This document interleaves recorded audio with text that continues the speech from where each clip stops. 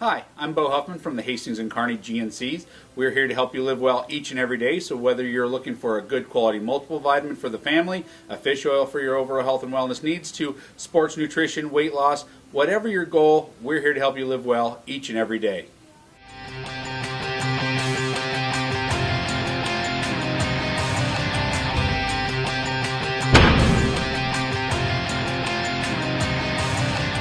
Hey guys, welcome to the Sports Hub, brought to you by GNC. I am your host, Connor O'Gara, joined by Nathan Hart. Nathan, we got a week into district play. District play kicked off for Kearney High, but not exactly the best result for them.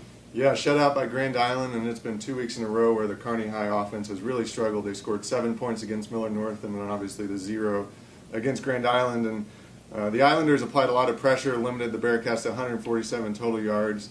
And if Kearney kind of wants to turn around their season, the offense has got to get going. They couldn't really establish anything last week. Matt Kester, Tyler Gillen just need to find something in the running game. And the passing game, which is used intermittently, just needs to be a little bit more effective so that teams can't zero in on the running game against Kearney. They'll get their chance this week against a Lincoln High team that is 1-4 and has been struggling this season. Offensively for the Lynx, they just haven't been very effective establishing the running game. So this could be a good opportunity for Kearney to get a win on the board.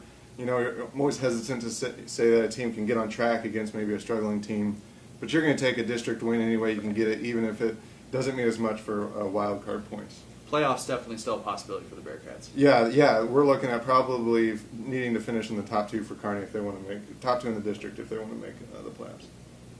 Kearney Catholic will kick off their district season against Minden. Minden, a 2-2 squad, and a squad that Kearney Catholic beat 27-0 last year. But Minden has improved. A lot of guys returning on that team. Stars are coming off of a big 35-12 win against Central City, a game where Thomas Connolly rushed for 4 touchdowns. John Masker came in, threw a touchdown pass to Harrison Pierce. And this offense is shifting a little bit. This week, the Stars are actually going to go with Thomas Connolly in his traditional spot at tailback. John Masker will get the start at quarterback.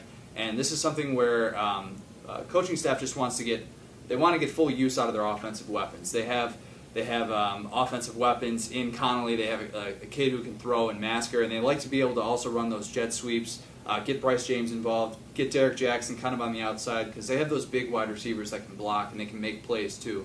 So not necessarily a big change for the Stars, but just maybe a little bit change in makeup.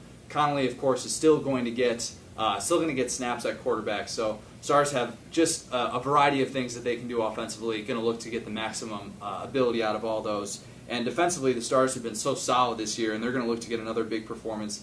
They're going to look to shut down Quentin Rutt and Jacob Choquette of Minden. Those are their 2 main offensive weapons. And Minden is coming off of a 35-0 loss at Ogallala last weekend. So Stars won't be overlooking this one. Dave Colling has made it a point this season to make sure that his team is not overlooking any opponents, regardless of what a team has done last week or what a team has done against them in the previous season. So Stars will be ready to go for that one road test in their first district game of the season. And then we've got Twin Loup at Elm Creek. Elm Creek 4-0, and they're going through a murderer's row right now in their season. They beat Arapahoe. It was an undefeated showdown last week, and then they got undefeated Twin Loup this week. And next week, another undefeated team. They face Overton. Last week against Arapahoe, good win, played over Friday and Saturday because of the rain. Hayden Geis and Christian Best were effective running. Nick Crowley was good at quarterback the few times he threw the ball. They're going to play against a Twin Loup team that is undefeated but barely scraped by last week against Palmer. They were trailing by 10. The second half, they came out and dominated time of possession, held Palmer to about 15 offensive plays. This was something Arapahoe last week against Elm Creek did too. Had a few long drives, but what Elm Creek was effective at was kind of killing those drives with big 4th down plays, big 4th down defensive stops. They're going to need to do that again against a Twin Loup team that's going to look to control time of possession. And Elm Creek's going to look to linebacker Jake Bartling to lead that defense just like he did last week. Should be another good game at Elm Creek this week. And another battle of unbeatens this weekend will be Amherst and Shelton. A couple of 4-0 squads are going to be squaring off. Big clash in D2. A couple of high-scoring offenses. Amherst comes into this one averaging 48 points a game. Shelton averaging 52 points a game behind their 2 tailbacks. David Jimenez, Jared Molbach, a couple guys that really established that ground game for the Bulldogs. and Amherst is going to look to slow them down, which has not been an easy task for really any defense this year. Devin Dibburn, Trey Taubenheim, going to look to have big games for the Bronco rushing attack. They're going to go against a couple of all region guys in Nate Molbach, Zach Oliver. Those guys are really good at plugging the holes up the middle. Teams have struggled to run against Shelton. They've had one game that's been decided by less than 30 points, I believe. So Shelton is used to playing in these blowout games. They played in a blowout game in this one last year. This was a 72-14 game.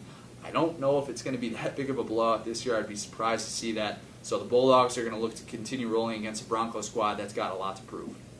And I actually got a chance to catch up with Shelton coach Mike Lowe in this week's edition of the Coach's Corner. I think they get it, and that's good. And like you said, we've had experience in close games, and we know this is going to be a tough game. There's not one of these kids overlooking this game, and they know how good they are. We see them in other sports. They see them on the wrestling mats and on the basketball floor and at the track meets, and they know how good they are, and they know we have to watch out for them, and they can definitely take us off our perch right now. And after a long bye week, it's been a long bye week for the Huskers. It really feels like they're going to take on Illinois in the Big Ten opener. Of course, questions surrounding the Huskers right now. Who's going to play at quarterback? Is Taylor Martinez healthy? Will we get to see Tommy Armstrong, possibly Ron Kellogg? We don't know what's going on with this quarterback situation. Imagine we won't hear something about that until later in the week. But that might not be the biggest factor in this game. It might come down to the Nebraska defense. Yeah, defensively they're going to face an Illinois team led by quarterback Nathan Scheelhaus, one of those guys just like Taylor Martinez. Seems like he's been in Illinois forever. He seems like he's been effective running his first 3 years. This year he struggled. He's had 31 rushing yards on 31 carries, so just 1 yard a carry. But Nebraska's defense has seemed to give quarterbacks good games, and he's the kind of guy, just like Wyoming's quarterback and the UCLA game, where he could get going if Nebraska's defense struggles again. They've had 2 weeks to kind of correct some mistakes. It'll be a big test for Nebraska's defense. Illinois ranks 11th in the Big Ten in rushing offense, so maybe it's a chance for Nebraska to get on track. Yeah, should be an interesting one, definitely, especially given what South Dakota State coach John Stiegelmeier said about the Nebraska defense.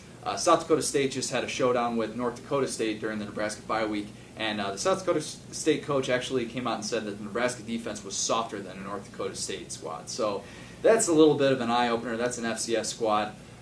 Defense definitely has some areas to fix. We don't know what's going to happen. A little bit of a wild card. A guy that might know what's going to happen is our friend Bo at GNC. He is here with our first edition of the Muscleman Pick of the Week.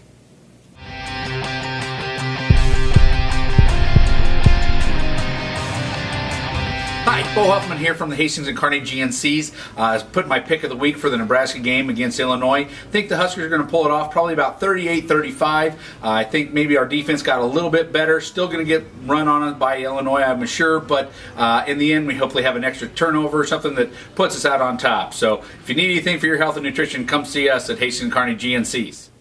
Good news for the Lopers this week. They don't have to face an undefeated squad. Bad news for the Lopers. They got to take on a 3-1 Linden squad that is really hitting its stride right now. Lopers coming off of a 53-7 loss at Northwest Missouri State last week. Bronson Marsh sidelined for the entire second half with an ankle injury. Got to see Kearney High's own Luke McNitt in the second half of that game.